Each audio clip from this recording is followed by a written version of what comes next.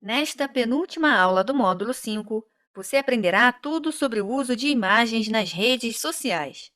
Assim, para começar, é importante ressaltar que as imagens são essenciais para a produção de conteúdo e que elas, por si só, têm o poder de alavancar e, ao mesmo tempo, destruir uma marca. Logo, cada imagem divulgada precisa ser cuidadosa e estrategicamente selecionada com antecedência. Sem falar que cada rede social exige um tipo de imagem, certo? Então, vamos conferir mais detalhes sobre como usar corretamente esse recurso na produção de conteúdo. A primeira coisa que você precisa se preocupar é a qualidade da imagem, afinal, cada rede exige um tamanho diferente, como veremos a seguir. No Instagram, a foto do avatar deve ter no mínimo 180 por 180 pixels. Já no feed, há três tamanhos possíveis: um quadrado, que mede 1080 por 1080, e dois retangulares. A imagem retangular na vertical precisa ter 1080 por 1350 pixels para não perder a qualidade. Já as fotos horizontais devem medir 1080 por 566 pixels. Além dessas medidas, os famosos stories exigem um formato de 1080 por 1920 pixels, assim como as capas dos seus destaques. No Facebook, há tamanhos específicos para páginas, grupos e eventos. Nas páginas, o avatar deve seguir o mesmo padrão do Instagram. E as imagens quadradas do feed devem ter no mínimo 800 por 800 pixels ou 1000 por 1000. Já as imagens de capa devem ser criadas com pelo menos 820 por 312 pixels, assim como as capas no formato de vídeo. Nos grupos, os posts seguem o padrão da timeline visto anteriormente e as capas devem medir 820 por 250 pixels. Já as capas de eventos precisam medir no mínimo 500 por 262 pixels.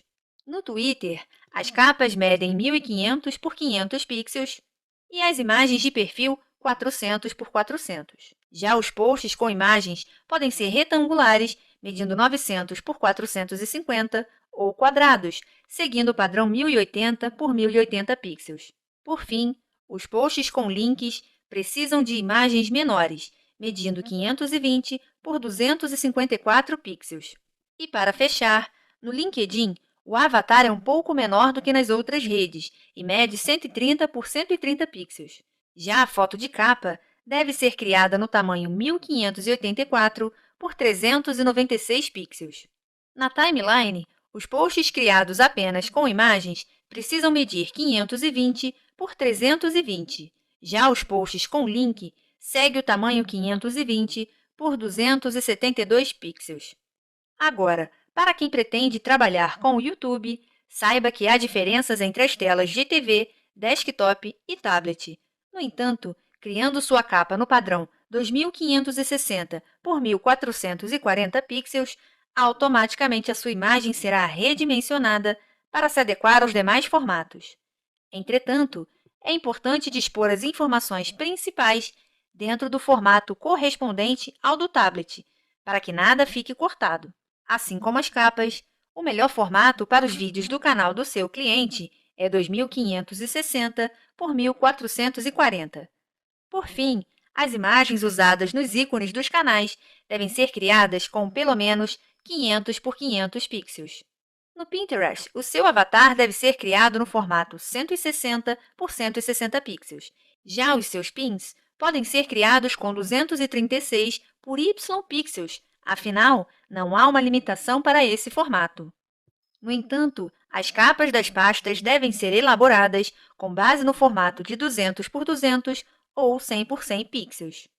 No Tumblr, o avatar precisa ter 128 por 128 pixels e as capas 590 por 340. Além disso, as imagens do feed devem ser publicadas com 500 por 750 pixels.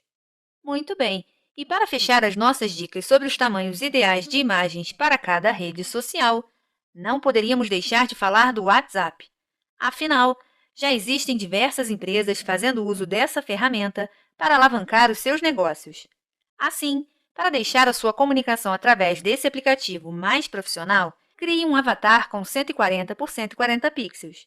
Para o status, O tamanho é idêntico aos dos stories, isto é, 1080 por 1920 pixels. E caso você queira criar conteúdos para serem divulgados em listas de transmissões, utilize o formato 1080 por 1080.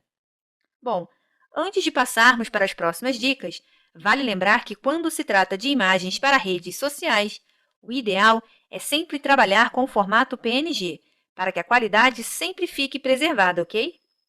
Pois bem, continuando as nossas dicas, outro ponto de suma importância com relação às imagens publicadas nas redes sociais são os créditos. Assim, se você não foi o responsável por uma foto, nem a comprou de um fotógrafo ou banco de imagens, é importantíssimo dar o crédito para evitar futuros problemas com direitos autorais.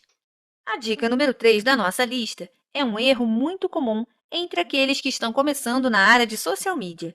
Às vezes, quando você baixa uma imagem da internet, ela pode vir com uma marca d'água por toda a sua área ou apenas em um cantinho. Isso significa que é preciso pagar pelos direitos de usar aquela imagem. Assim sendo, sempre que baixar uma foto, certifique-se de que não há marcas d'água, pois publicar algo assim demonstra um grande amadorismo. E caso você não tenha comprado a imagem, lembre-se de dar o crédito. Agora, seu cliente não tem fotos autorais dos produtos ou serviços? Use então um banco de imagens. Existem diversas opções no mercado, inclusive algumas versões gratuitas, como o FreePic, o Pixabay, o RGB Stock e muitos outros. Uma dica importante nesses casos é sempre incluir um asterisco na foto ou na própria legenda, informando que a imagem é ilustrativa. Isso evitará muita dor de cabeça do tipo expectativa versus realidade, principalmente com imagens de comida.